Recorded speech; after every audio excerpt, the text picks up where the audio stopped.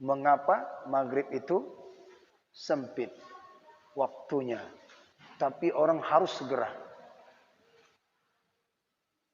Itu tadi ya. Dengar ya, jelas ya? Enggak mendengung kan suaranya. Nah, dijawab oleh Al-Imam Abdullah Al-Haddad ya, dalam kitab beliau Risalatul Mu'awanah, dan dalam kitabnya An-Nasayat Diniyah wal Wasayah Al-Imaniyah. Beliau berkata, di dalam waktu maghrib itu, makanya kita awalkan waktu karena ada keberkahan di salat maghrib. Waktunya singkat tapi bisa memberatkan amal. Makanya jangan tunda, melambatkan. Waktu yang singkat itu 45, misalkan katakan 45 menit, belum lagi ininya, ya kan? Katakan ya, baru masuk Isya. Di dalam kitab beliau yang bernama Wirdul Latif. Nah, satu Imam Al-Haddad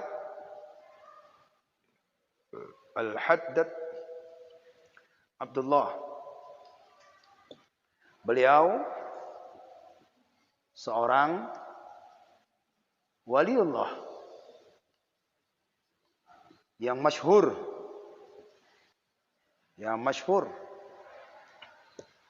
dalam kitab beliau yang bernama Wirdul Latif.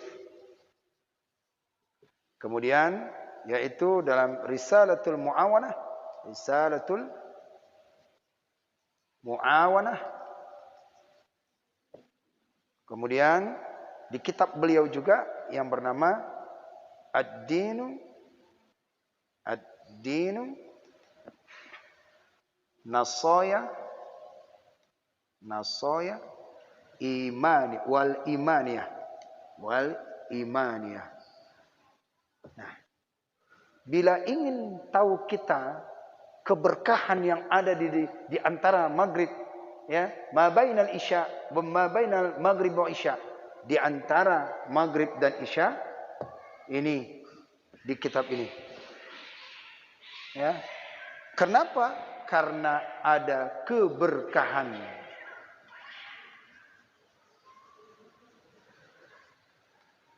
Makanya waktunya itu sempit. Di antara maghrib dan isya ada waktu yang berkah. Bila sekali kita mengamal di dalam antara maghrib dan isya, itu berat. Dosa-dosa yang dahulu akan tertutupin.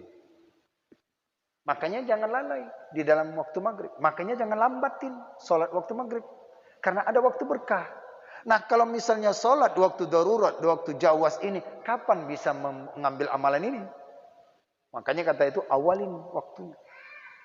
Apa amalan-amalan yang dikatakan beliau untuk mendapatkan berkah? Satu, amalannya sholat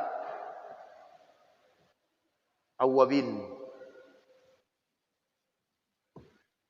Kedua, apa dia? Yaitu daripada zikir. Ketiga, baca Al-Quran. Keempat, i'tikaf.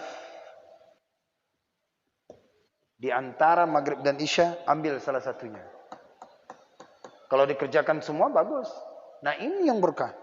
Ini bisa dapat memberatkan timbangan amalan kebaikan yang keburukan dahulu tertutupin itu. Makanya waktunya singkat tapi berkahnya luar biasa. Ini beliau mengatakan dalam kitab ini. Nah, jadi makanya begitu. Nah, buat wiritan, buat ngaji. Makanya ngaji sebentar lebih berfaedah di waktu ini. Makanya sewaktu saat kita berdoa, cari waktu-waktu yang berfaedah. Ya, inti antaranya antara maghrib dan isya. Apakah baca Quran, apakah wirid, apakah baca Yasin, apakah zikir kita yang lain, maka buat sini. Atau enggak baca mungkin, tapi duduk aja di masjid sambil menunggu salat isya. Ini menghidupkan ini. Wa min sunnati ihya'u daripada sunatnya itu adalah menghidupkan amalan al-maghribu baina isya, antara maghrib dan isya. Hidupkan ini. Setidaknya itikaf lah. Tapi kalau duduk aja di masjid tanpa ada niat, sama juga nggak dapat.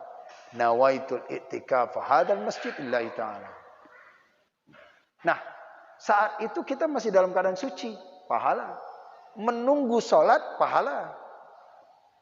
Menunggu salat, pahala. Menjawab azan, pahala. Nah, di situ loh berat teman-teman. Kalau Bapak itu melihat YouTube yang disampaikan oleh Al-Habib Syekh Ali Jufri itu, bila orang yang dahulunya banyak dosanya, tiba-tiba dia ingin menyamakan umurnya itu menjadi pahala yang tinggi, maka kerjakan salah satu amalan di antara maghrib dan isya. Itu bisa dapat memenuhi kebaikan-kebaikan amalannya daripada kejahatan yang dahulu. Ini satu. Coba buka YouTube-nya tuh. Ya. Amalan yang memberatkan dosa-dosanya bisa tertutupin. Salah satunya adalah waktu maghrib dan isya. Itu makanya jangan dilalaikan waktu itu. Waktunya singkat, betul. Tapi kenapa sih? Ternyata ada waktu berkah. Waktu berkah. Di rumah ngaji, baca Quran. Saat maghrib itu, coba. Waktu, kalau orang yang kita ini yang masih di kampung, di suasana kampung, lihat orang tua kita baca Quran itu ba'da isya itu pada maghrib. Pada maghrib kan?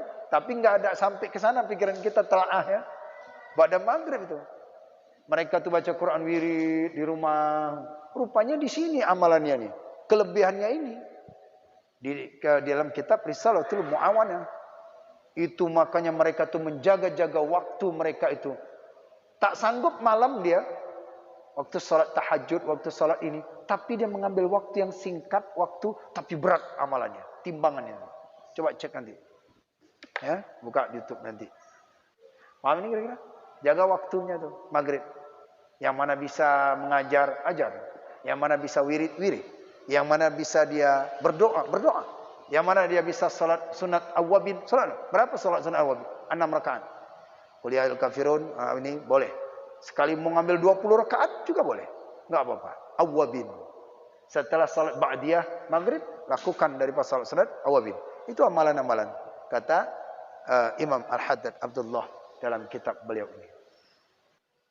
Baik, paham ini kira-kira? Oke? Oke, nanti kita akan lanjutkan lagi di waktu isya apa saja. Sudah jam 9.